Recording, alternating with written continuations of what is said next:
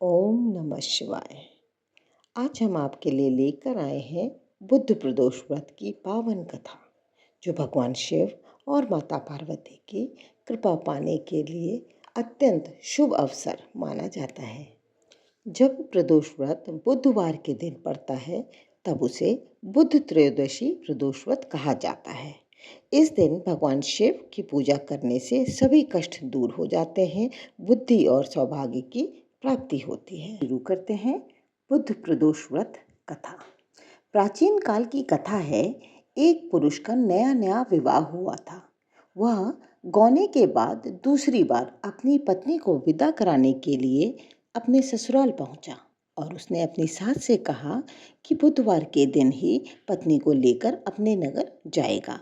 उस पुरुष के सास ससुर ने, साले सालियों ने उसे समझाया कि बुधवार के दिन पत्नी को विदा कराकर ले जाना शुभ नहीं है, परंतु वह पुरुष अपनी जिद से टस से मस न हुआ। विवश होकर सास ससुर को अपनी जमाता और पुत्री को भारी मन से विदा करना पड़ा। पति पत्नी बैलगाड़ी में चले जा रहे थे। एक नगर के बाहर निकलते ही पत्नी को प्यास लगी। पति लोटा लेकर पत्नी के लिए पानी लेने गया। जब वह पानी लेकर लौटा तो उसके क्रोध और आश्चर्य की सीमा न रही, क्योंकि उसकी पत्नी किसी अन्य पुरुष के लाए लोटे में से पानी पीकर हंस हंस के उससे बातें कर रही थी। क्रोध से आग बबूला होकर वह उस आदमी से झगड़ा करने लगा, परंतु यह देखकर उसके आश्चर्य की सीमा न रही कि उस आदमी की शक्ल उस आदमी से हूबहू मिलती थी।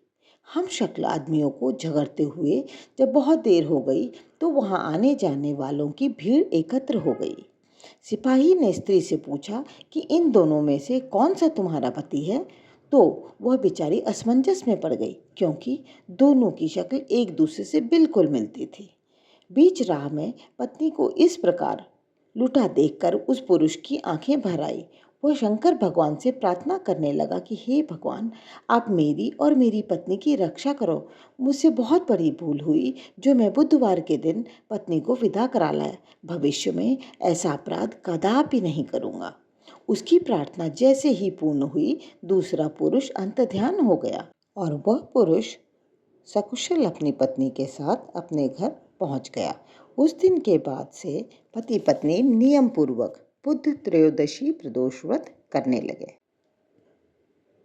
तो यह थी बुद्ध त्रयोदशी प्रदोष व्रत की कथा, जो हमें सिखाती है कि सच्चे मन से किया गया व्रत और भगवान शिव की भक्ति कभी व्यर्थ नहीं जाती। अगर आपको यह वीडियो पसंद आया हो तो वीडियो को लाइक करें और शेयर करें और हमारे चैनल को सब्सक्राइब ज़रूर करें। हर हर महादेव।